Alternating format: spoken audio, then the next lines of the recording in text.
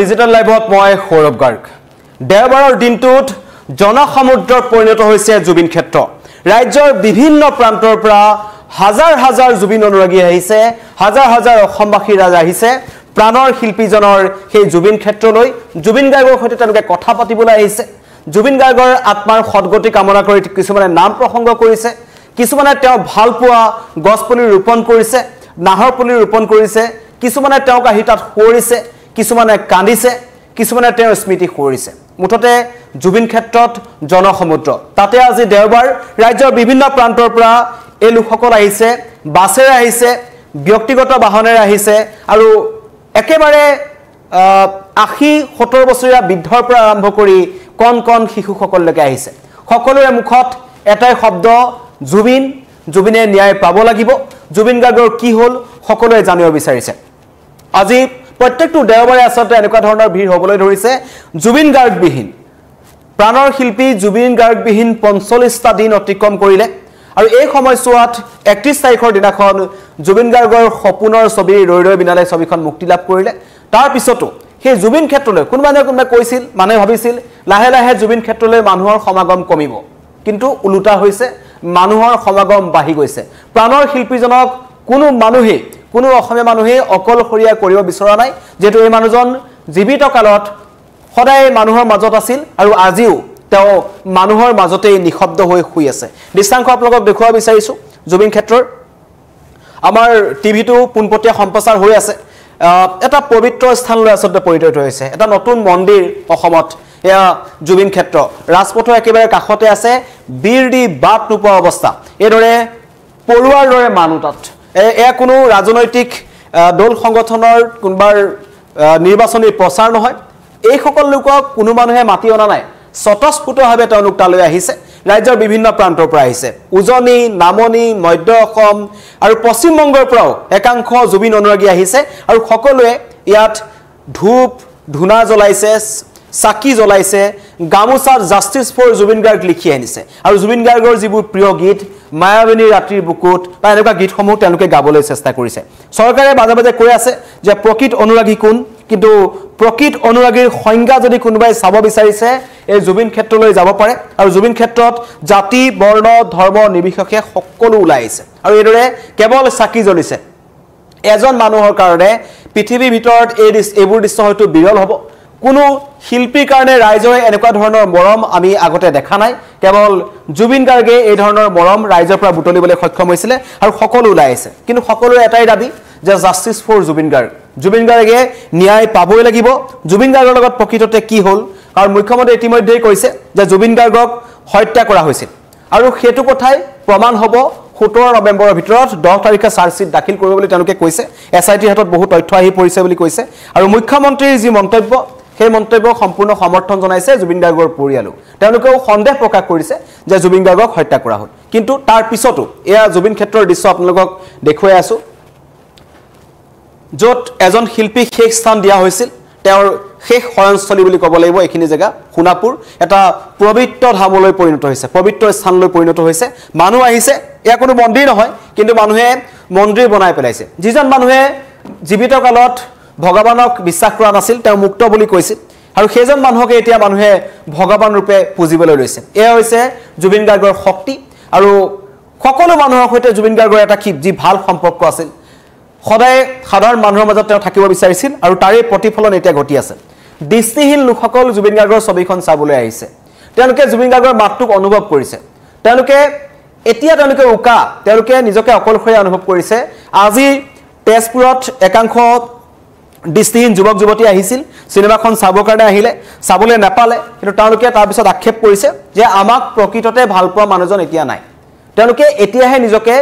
অসহায় অনুভৱ কৰিছে জুবিন গাৰ্গ থকালৈকে সকলোৱে তেওঁক ভগৱান বুলি ভাবিছিল আৰু তাৰে প্ৰতিফলন মই দেখুৱাই আছো এয়া দৃশ্যাংশ মন্তব্য আহিছে কেইবাটাও আপোনালোকক মন্তব্যকেইটা শুনাব বিচাৰিছো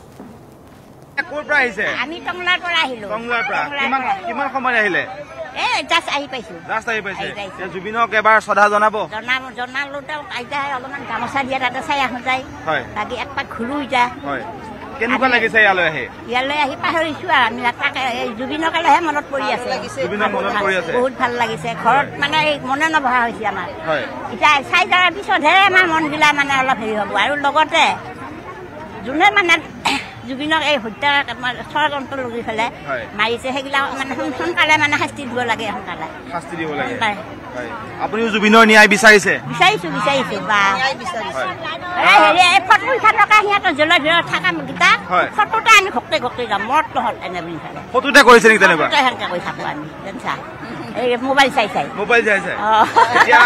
কি ক'ব এতিয়া আপুনি গান শুনে চাগে জুবিনৰ হৰি নাম শুনিছে আপুনি শুনিছো এতিয়া গান গাৱা মোৰ অভ্যাসে নাই নহয় বাবা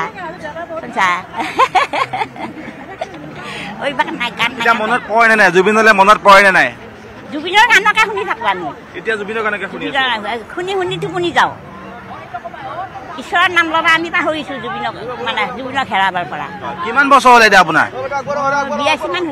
মান হৈছে এই জুবিনক শুনিয়ে আছে জুবিনে যেতিয়াবা গান গাইছে দেখিছে আগতে দেখিছো আমাৰ ওচৰতো যায় কিন্তু আমাৰ ভাগ্য নাই দেখিবৰ কাৰণে আমাক নকওঁৱে মানে জুবিন আহা বুলি ফালে এই পবিত্ৰ ৰাভা তাত যাই থাকে আমাৰ ওচৰতে দাপোন আছে নহয় এই দাপোনৰ ওচৰতে আমাৰ ঘৰ নাই নকওঁৱে নাই আমাৰ একদম ঘৰৰ ওচৰতে আহে যোৱাৰ পিছতহে কয় জুবিন আহিছিলে নে বুলি ফাংচন চাইছে না ফাংচন হেৰি আঁতৰত চাইছো ঘৰৰ ওচৰত দেখা নাই এতিয়া কি ক'ব শেষত জুবিনৰ ইয়ালৈ আহিছে মন্দিৰ নিচিনা পৰিৱেশ ধূপ চাকি জ্বলাইছে নাম লৈছে মন্দিৰ এটা হ'ব লাগে ধুনীয়াকে আকৌ যাতে আমি আহিব পাৰো মন্দিৰ হোৱাৰ পিছত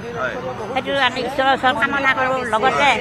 তেওঁ দীৰ্ঘায়ু হওক পুনৰ জন্ম লওক বিচাৰিছো ঠিক আছে দিয়ক বাবা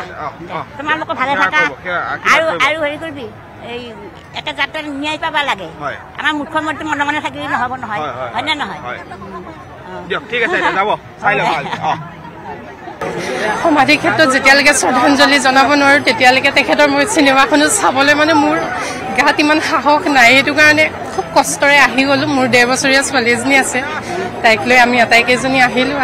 দেখিছোঁ মনটো কি ক'ম বুজাব পৰা নাই মানে কি ক'ম মই ভাষাৰে বুজাব পৰা নাই নাজানিছোঁ ইয়াত আহি কেনেকুৱা এটা চেপা উত্তেজনা মনত আহিছে মই বুজাব নোৱাৰো ভাষাৰে জুবিন গাৰ্গক আগতে লগ পাইছিল মই লগ পাইছোঁ আমাৰ তিনিচুকীয়া চলিহানগৰত দুবাৰ প্ৰগ্ৰামত মই তেখেতক ভালকৈ লগ পাইছোঁ খুব কাষৰ পৰাই লগ পাইছোঁ যোৰহাটৰ পৰা আপোনাৰ ঘৰৰে ল'ৰা আছিল জুবিন গাৰ্গ আপুনি কেমেৰালৈ যদি চাই কয় কেমেৰা আছে কেমেৰালৈ চাই কয়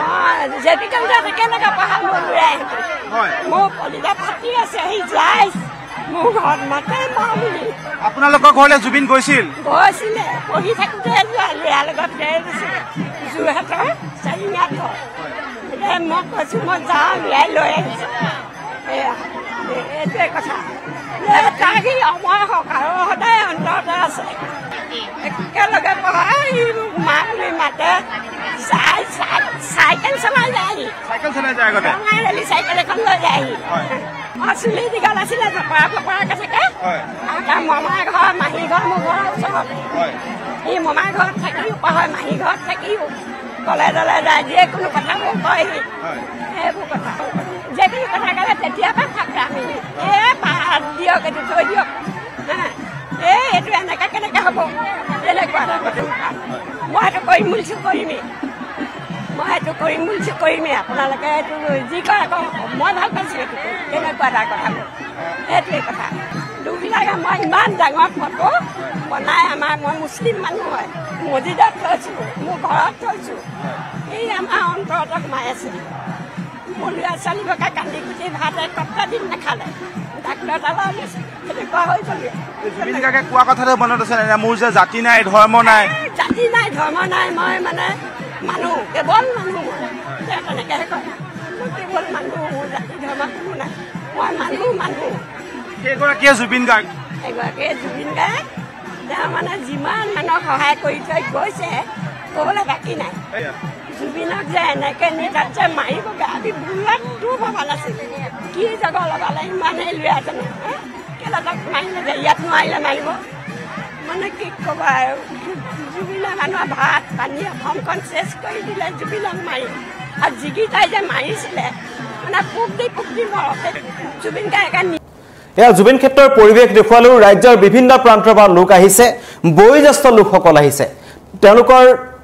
শাৰীৰিকভাৱে তেওঁলোক সুস্থ নহয় কিন্তু কেৱল জুবিন গাৰ্গৰ কাৰণে আহিছে আৰু আহি এই পবিত্ৰ জুবিন ক্ষেত্ৰত তেওঁলোকে প্ৰাণৰ শিল্পীজনক মনত পেলাইছে কিছুমানে নাম প্ৰসংগ কৰিছে যোনে যেনেকে পাৰে প্ৰাণৰ শিল্পীজনলৈ শ্ৰদ্ধাঞ্জলি জ্ঞাপন কৰিছে তেখেতৰ আত্মাৰ সদগতি কামনা কৰিছে কিন্তু সকলোৰে মনত এটাই কথা যে জুবিন গাৰ্গে ন্যায় পাবই লাগিব জুবিন গাৰ্গৰ ন্যায় পাবলৈ আৰু কিমান দিন লাগিব এনেকুৱা ধৰণৰ মন্তব্য আহি আছে সকলোৱে বিচাৰিছে প্ৰকৃততে ছিংগাপুৰত কি হ'ল মুখ্যমন্ত্ৰীয়ে যেটো কথা ক'লে যে জুবিন গাৰ্গক হত্যা কৰা হৈছিল আৰু সেই কথাটোকে হবলৈ গৈ আছে মুখ্যমন্ত্ৰীয়ে এনেই নকয় তাৰ পিছত মানুহে প্ৰশ্ন কৰিছে যে যদি হয় তো ইমান দেৰি কি হৈছে ন্যায় দিবলৈ আৰু কোনে হত্যা কৰিলে কেনেকৈ হত্যা কৰিলে সেই সকলো অসমবাসী ৰাইজে জানিব বিচাৰিছে আৰু তাৰ মাজতে মই কৈ আছো আজি দেওবাৰ সেই কাৰণে পবিত্ৰ জুবিন ক্ষেত্ৰলৈ ৰাজ্যৰ বিভিন্ন প্ৰান্তৰ পৰা হাজাৰ হাজাৰ অনুৰাগী ওলাই আহিছে প্ৰতিদিনে তাত ভিৰ দেখিবলৈ পোৱা গৈছে কিন্তু দেওবাৰ দিনটো যেন ব্যতিক্ৰম দেওবাৰ দিনটোত দুগুণ বেছি মানুহ তাত হৈছে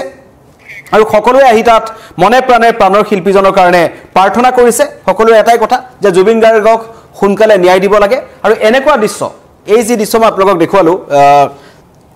জুবিন ক্ষেত্ৰৰ দৃশ্য কোনো শিল্পীৰ ক্ষেত্ৰত এনেকুৱা ধৰণৰ মৰম এনেকুৱা ধৰণৰ ৰাইজৰ আবেগ আমি দেখিবলৈ পোৱা নাই কেৱল জুবিন গাৰ্গৰ কাৰণে জুবিন গাৰ্গে কৰি যোৱা কামৰ কাৰণে অসমৰ কাৰণে তেওঁ যিমানখিনি অৱদান আছে সেই অৱদানৰ কাৰণে কোনো এজন অসমবাসীয়ে তেখেতক পাহৰিব নোৱাৰে পাহৰাটো দূৰে কথা